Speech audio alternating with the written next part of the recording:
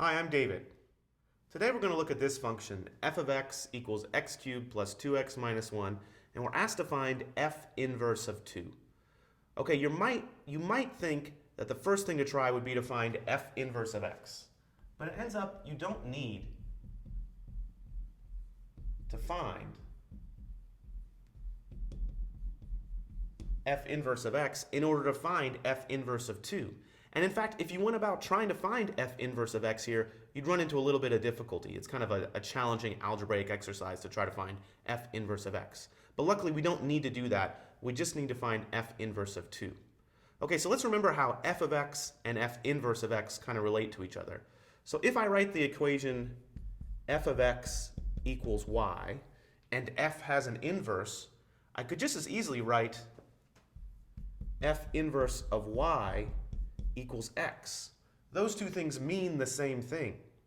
So if I'm asked to find f inverse of 2 equals x, I could switch it around to say f of x equals 2 and just solve this equation right here. And that ends up being not too hard to do.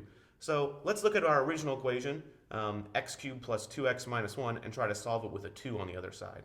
So I've got x cubed plus 2x minus 1 equals 2. Now this thing I'm going to try to solve, I can add 1 to both sides of the equation, and I get x cubed plus 2x equals 3. And now you might think, well, I could factor out the left side, but I don't have 0 on the right, so that's not really going to help me solve anything. And then you might think, well, maybe I could divide out by an x or something, but algebraically I don't really have to go any further because the solution kind of presents itself. In this case, we can just kind of guess and check what values of x might work. So let's look.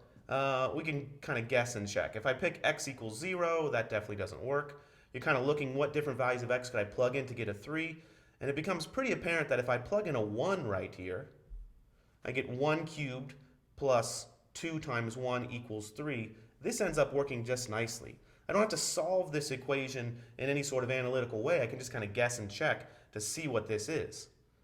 So what I've found here is I found that f inverse of 2 actually equals 1. Now suppose you kind of got lost in that. We could check. We could check to see our answer. If this is true, then I should have something that says f of 1 equals 2, right? Because these are the two of the same statements. And we can check that. F of 1 would be 1 cubed plus 2 times 1 minus 1. And I'm asking myself, does that in fact equal 2? And it's not too hard to check that, well, 1 cubed minus 1, these guys add to give me 0, and 2 does equal 2. So the answer is yes. So since f of 1 equals 2, which was kind of an easy thing to check, f inverse of 2 has got to equal 1. Thanks for watching.